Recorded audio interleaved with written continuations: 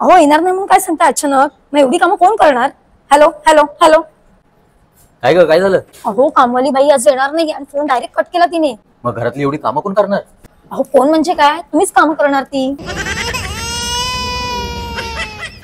अहो वा काय मस्त होतं जेवण.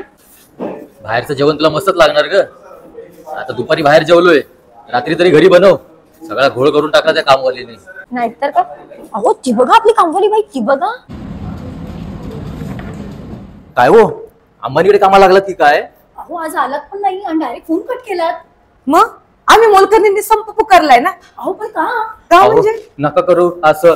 खूप घोळ झालाय आज आमचा कामाचा. झाला ना, घळ झाला ना. आता लवकरच समजेल तुम्हाला आम्हा मोलकरणींची किंमत. आपण कधी समजेल? कधी? 1 मे पासून जेव्हा नाच ग घुमा हा चित्रपट प्रदर्शित होईल आणि तुम्ही जेव्हा थिएटर मध्ये जाऊन बघाल ना, तेव्हा आम्हा मोलकरणींची किंमत कळेल तुम्हाला. 1 मे पर्यंत? तोपर्यंत काय करू आम्ही?